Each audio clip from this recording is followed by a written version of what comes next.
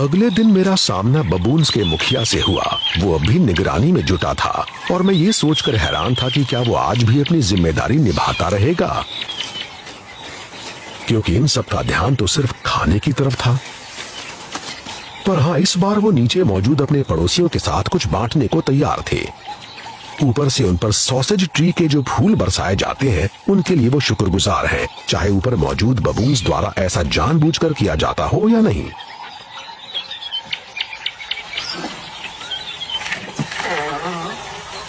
लेकिन हाथियों की किस्मत इतनी अच्छी नहीं। जमीन पर ऐसा कुछ खास है नहीं जिससे पेट भरा जा सके।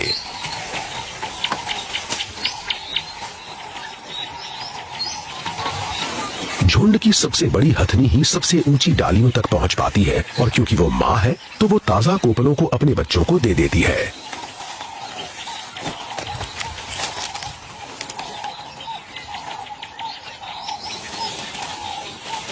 बच्चों के लिए ये किसी दावत से कम नहीं, पर ये सीखने का भी एक सिलसिला है।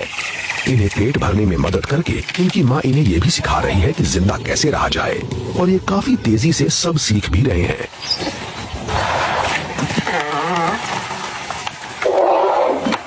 एक हाथी पूरे दिन में 200 किलो तक पत्तियां वगैरह खा सकता है, तो ये बुश ट्रीज ज्यादा समय तक चलने वाली नहीं है। झुंड की प्रमुख मादा अपने परिवार का पेट भरने के लिए एक दिन में इनमें से कई को तोड़ डालती है और पानी की खोज में सबसे बड़े पेड़ों की छाल को भी उखाड़ देती है। इनकी दावत से बबून्स भी खुश हो जाते हैं। देखिए, कुछ इस तरह से। इन्हें हाथी के बल से बीजों और अनाज को छांटकर खाने में कोई परहेज नहीं होता।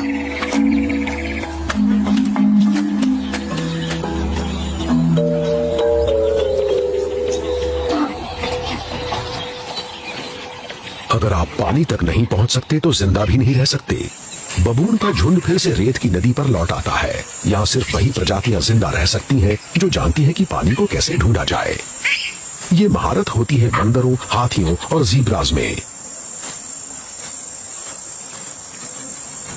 जब मैंने इन्हें रेत में खोदते देखा तब मुझे पहली बार समझ में आया कि यहाँ तो रेत के नीचे नदी बह रही है, और ये जानते हैं कि यहाँ मीठा पानी हासिल कैसे किया जाए जो रेत की मोटी परत से छन कर आता है।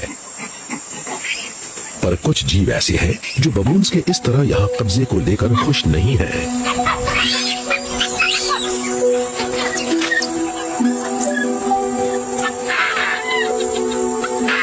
यहाँ से जंगली कुत्ते गुजर रहे हैं। ये नहीं जानते कि इस तरह वाटर होल से पानी कैसे पिया जाता है, और वो बबून्स द्वारा चिढ़ाए जाने से भी नाराज हैं।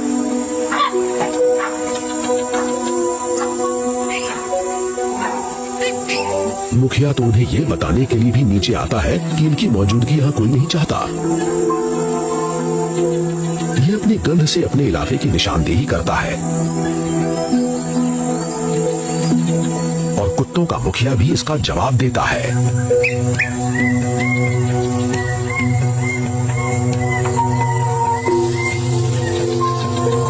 ये एक दूसरे को आंकते हैं पर काटते नहीं।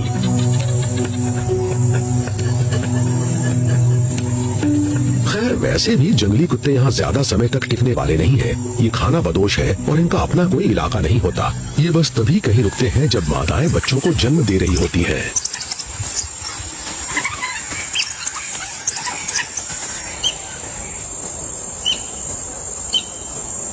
मैं न जाने कब से इन्हें पार्क में ढूंढता रहा हूँ, पर मैंने इन्हें पहले कभी यहाँ नहीं देखा। कुछ लोग इन्हें पेंटेड वुल्व्स कहते हैं, और इंसान की वजह से अब ये प्रजाति गायब हो रही है। अब अफ्रीका के दक्षिण और पश्चिम में ही इनके कुछ झुंड बचे हैं।